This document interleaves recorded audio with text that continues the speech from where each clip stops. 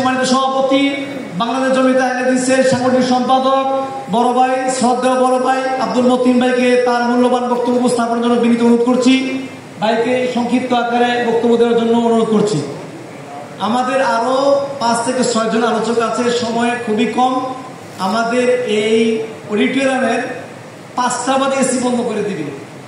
তো আবার আমাদের এই যে অভিষেক পর্ব আছে, সুতরাং ভাইদেরকে দৃষ্টি আকর্ষণ করছি সংক্ষিপ্ত আকারে বক্তব্য উপস্থাপনের জন্য।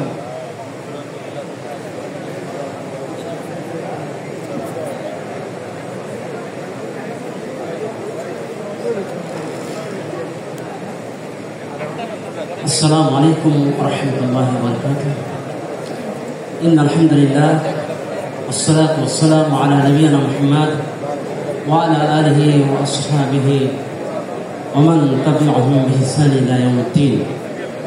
بسم الله الرحمن الرحيم. قل إن صلاتي ونسكي ومحيي ومماتي لله رب العالمين. قال رسول الله صلى الله عليه وسلم يغتنم 5 قبل 5 شبابك قبل حرامك وصحتك قبل سقمك وغناك قبل فقرك وفراقك قبل شغلك وحياتك قبل موتك. رواه الترمذي. সংক্ষিপ্ত হামদ ও দরুদের পর পাক ভারত উপমহাদেশের সিকিম বিজাদের পঞ্চভূতে জনপদের কোরআন সুন্নাহর তাওহীদের প্ল্যাটফর্মের প্রতিষ্ঠিত বাংলাদেশ জমিয়তে আহলে হাদিসের একমাত্র অনুমোদিত অঙ্গ সংগঠন জমিয়ত সুবহান আহলে হাদিস বাংলাদেশের 11তম কেন্দ্র সম্মেলন ও কাউন্সিলের আজকের এই কেন্দ্রীয় সম্মেলনের প্রধান অতিথি, যিনি বাইরে অবস্থান করছেন, সফরে রয়েছেন, সহ সকল নেতৃবৃন্দ, দায়িত্বশীল এবং সারা দেশ থেকে বাছাইকৃত কোটা ভিত্তিক কিছু ভাইরা, যারা আমাদের প্রাণপ্রিয়রা ভাইরা যারা এসেছেন আগামী দিনের ভবিষ্যৎ কর্মধর, তাদের প্রতি শ্রদ্ধা, ভালোবাসা, সম্মান রেখে আমি একেবারে সময় সংক্ষেপ 2-1টি কথা বলে বিদায় নিতে চাই। প্রথমত,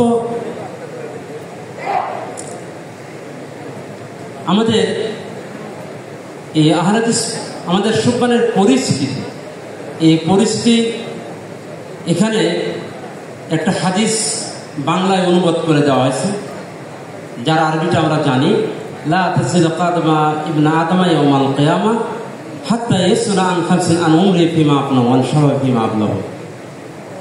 সম্মানিত ভাইরা, পৃথিবীতে যত মতবাদ, যত দল, যত সংগঠন, যত বিপ্লব সংগঠিত হয়েছে, প্রতিটি মতবাদ, প্রতিটি সংগঠন, প্রতিটি আন্দোলনের পিছনে বিশেষ কোনো ব্যক্তিকে কেন্দ্র করে গড়ে উঠেছে। একমাত্র শুধুমাত্র আহলে হাদিস আন্দোলন, জমিয়তে আহলে হাদিস, সুবহান আহলে হাদিস যে আন্দোলন লালন পালন করে, যে আকীদার দিকে আহ্বান করে, যে মানহাজের দিকে আহ্বান করে, এই মানহাজ, এই আকীদা, এই আন্দোলন, এই সংস্কার আন্দোলন একমাত্র যার উপরে নির্ভর করে, যাকে কেন্দ্র করে গড়ে উঠেছে, চলছে, চলমান রয়েছে, তা হলো বিশ্বনবী মুহাম্মদ রাসূলুল্লাহ সাল্লাল্লাহু আলাইহি ওয়াসাল্লামের উপর। সম্মানিত সুধী মণ্ডলী, ডানে বামে যদি আমরা তাকাই, তাহলে এর নজির আমরা দেখতে পাই।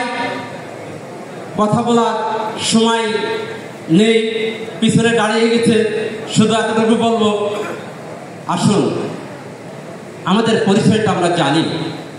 আহলে হাদিস নতুন কোনো দল নয়, সেই হিরার ভয়ার আলোকিত উদ্ভাসিত বিশ্বনবী মুহাম্মদ রাসূলুল্লাহ সাল্লাল্লাহু আলাইহি ওয়াসাল্লামের হাতে গড়া সেই সোনার মানুষগুলোর ধারাবাহিকতায় সাহাবী আজমাইন, তাবিঈন, তাবে তাবেঈন, আইম্মাতুল মুজতাহিদিন, ইমাম বুখারী, ইমাম মুসলিম, খলিফা আসার সেই পঞ্চম খলিফা ওমর বিন আব্দুল আজিজ, সানাউল্লাহ বিন তাশরিক, আল্লামা ইবনুল কাইয়্যিম রাহিমাহুল্লাহ, সেই মুহাম্মদ বিন আব্দুল ওয়াহাব নাজদী সহ সেই নাজির হোসেন দহলভী সহ সেই বালাকোটের 1837 সালে তিনি শাহাদাত বরণ করছেন। শাহ শহীদ সৈয়দ আহমদ বেরলভী, শাহ ইসমাইল শহীদ সহ সেই ধারাবাহিকতায় অবিভক্ত বাংলার সেই প্রাজ্ঞ রাজনীতিবিদ, সংস্কারক, সাহিত্যিক এবং সেই সময় মুসলিম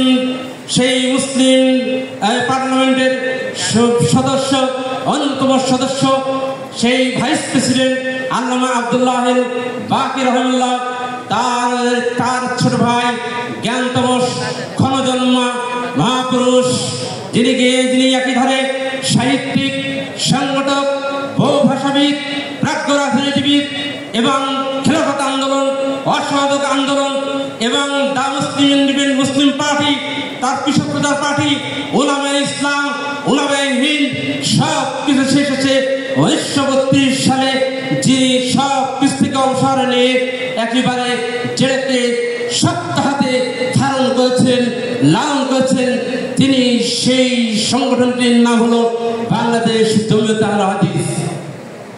সম্মানিত ভাইরা, সেই জমিয়তের অঙ্গ সংগঠন জমিয়ত সুবহান আহলে হাদিস, আমরা বলতে চাই আমাদের আন্দোলন হলো শিকড় সন্ধানী আন্দোলন।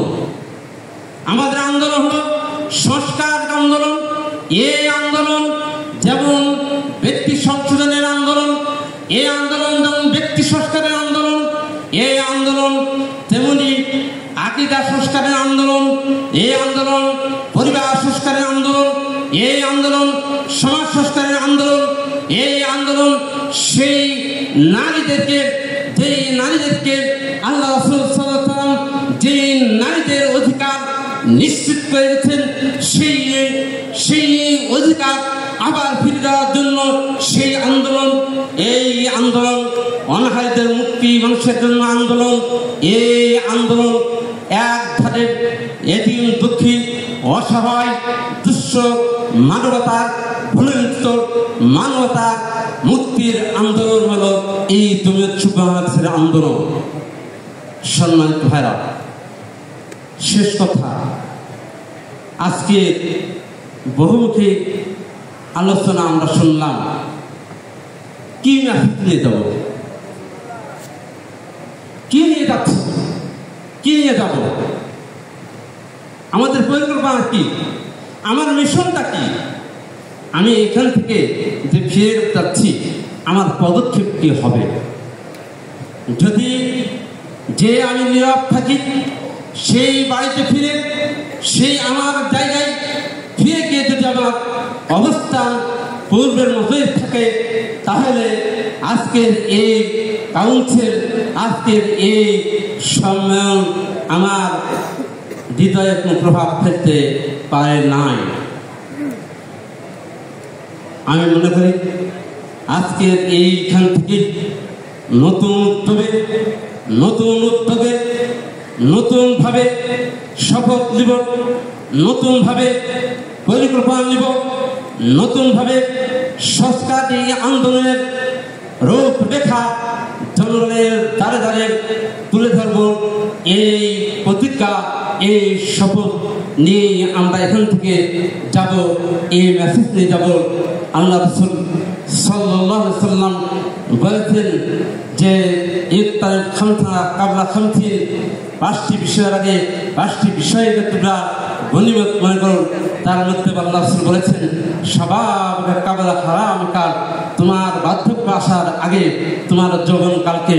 আল্লাহ রাসূল বললেন লা তুযিরু কাদাবিম না তোমা ইয়াউমাল কিয়ামা হাত্তা ইয়াসলান খামসিন উমরি ফি মাকরু ওয়ান শাবাবি ফি মাকরু ওয়ান শাবাবি ফি মাকরু।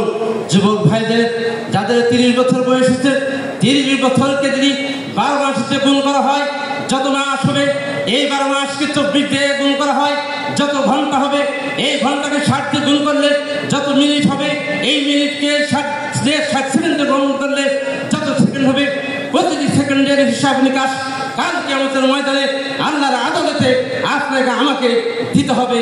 এর জবাবদিহিতা করতেই হবে। আপনার রক্তের, আপনার এই নিয়ামত, রক্তের কণিকার, প্রত্যেকটি কণিকার হিসাব নিকাশ আল্লাহর দরবারে কাল কিয়ামতের ময়দানে, ইয়াউমুল কিয়ামা, কিয়ামতের ময়দানে আল্লাহর আদালতে এর পুঙ্খানুপুঙ্খ হিসাব আপনার আল্লাহর কাছে সাবমিট করে আপনাকে আপনার পাপ উত্তোলন করতে পারবেন।